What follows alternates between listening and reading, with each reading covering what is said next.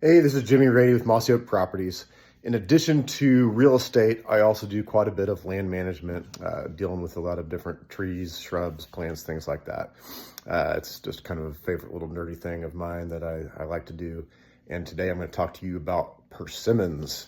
So when you're doing persimmon seeds, you have to first moist stratify those seeds. So when you harvest the plant, which is usually going to happen fall, very late summer or in the fall. A lot of persimmons don't ripen until late fall time frame. You definitely want to have your persimmons to be ripe at the time. You don't have to pick them ripe. You can pick them, let them ripen in the window at home. Whatever you got to do, they'll get a mushy quality to them when they are actually ripe. At that time, you take the persimmons seeds out, and they'll be real pulpy. You can put them in like a jar of water or a bowl of water, let them sit for a couple days, and then you can just push that pulp right off of the seed and get the seeds bare.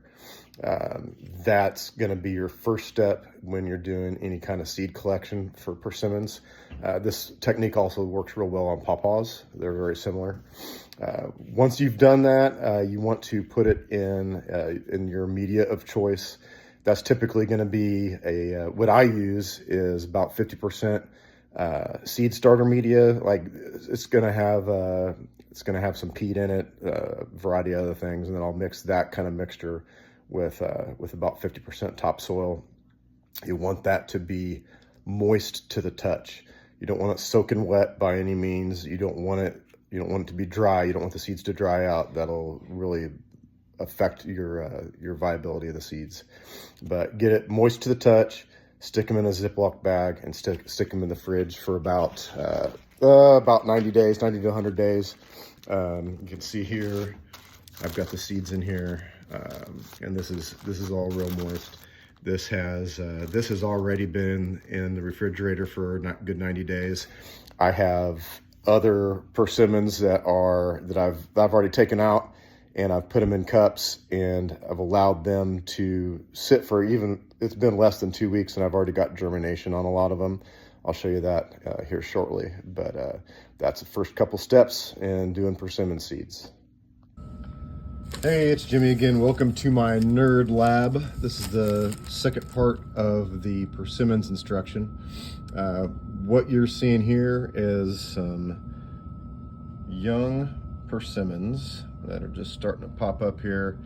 They started germination a little over a week ago, and they're already popping up. This one over here has already popped the seed off, and actually in here I've got some red osier dogwood and some pawpaws getting started. But you'll notice one thing I wanted to point out. See those plastic cups there? As far as germination goes, that's I've found is like the easiest way to see if your seeds if they're viable and that they're actually starting to germinate. You can see through the clear plastic when the seed is actually starting to germinate. And once you see that happening, you can take them out of these plastic ones and put them in these much taller containers. These are a real flimsy material here, and you can just put a bunch of soil in there, stick them in there. I'll stick them in buckets because they have holes in the bottom of them, and those holes will allow them to dry out if you're not careful.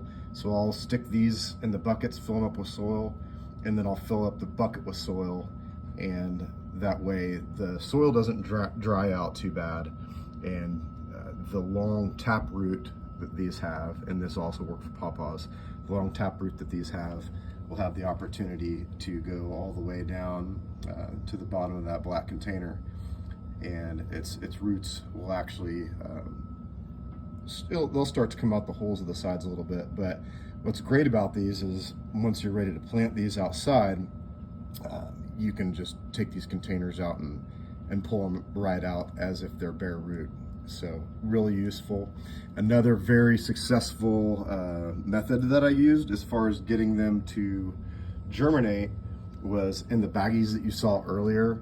I would just leave them in those baggies, and I would put them in a warm area where it's, you know, mid 70s. You can sit them in the dark and check on them with, you know, within 2 weeks they should start sprouting roots, and that's a real good way to get them started. But these dudes are going to sit in here for a while, and they're going to start growing and looking like baby trees here pretty soon. And when it's warm enough outside, I'm going to plant them.